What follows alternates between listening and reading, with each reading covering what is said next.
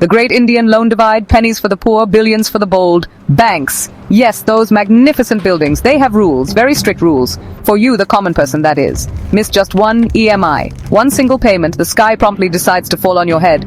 Calls begin, then threats. Your life? It turns completely upside down.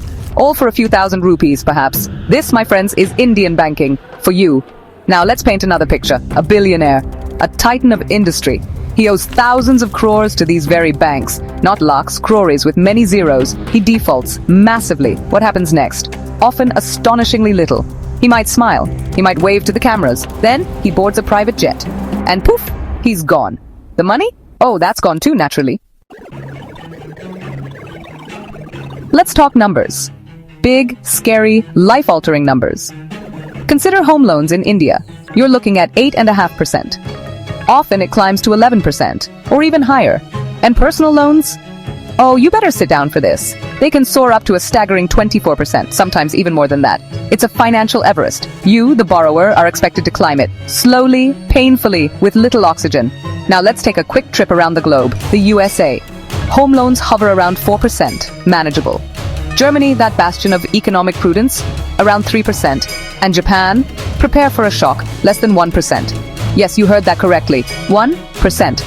Suddenly, our Indian interest rates look less like sound financial policy, and more like a cruel, elaborate joke. A joke where you're always the punchline.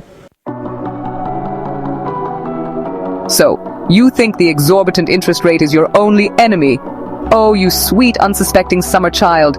Indian banks have a whole arsenal of surprises for you. It's called hidden charges and penalties.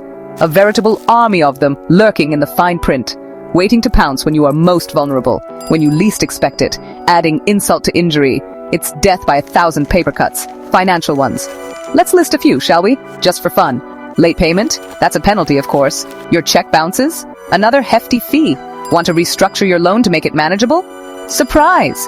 There's a charge for that, too. Need a legal notice sent? Often to yourself about your default? Guess who pays for that? You do. It's a never-ending, bewildering list of deductions. But wait. As they say in those terrible late-night ads, there's more. SMS alert charges. Yes, you pay for a simple text message. Foreclosure charges. That's if you want to be responsible. Section 4. Masters of Evasion. The Billionaire Escape Act. Remember Vijay Mallya? The self-proclaimed king of good times. He certainly had a good time. With the bank's money, he owed Indian banks over 9,000 crore. 9,000 crores. Let that sink in. What did he do when the party was over? He flew away. First class, one presumes, to the UK, leaving behind a colossal trail of unpaid debts and millions of very angry, very confused citizens. Then there's the dynamic duo, Nirav Modi and his dear uncle Mehul Choksi. Diamond merchants they were. They allegedly, and quite spectacularly, defrauded banks of over 13,000 crore. 13,000 crores. Where are these gentlemen now, enjoying the sights perhaps, abroad, living freely, while India waits, and waits, for justice, or at least some of the money back?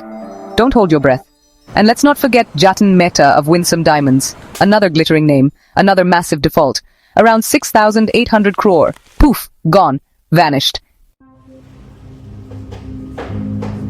Section 5. Justice for all. The crushing weight of debt on ordinary shoulders. So, the billionaires take flight. With your money. What about you? The common person? The taxpayer? You miss an EMI? Maybe two.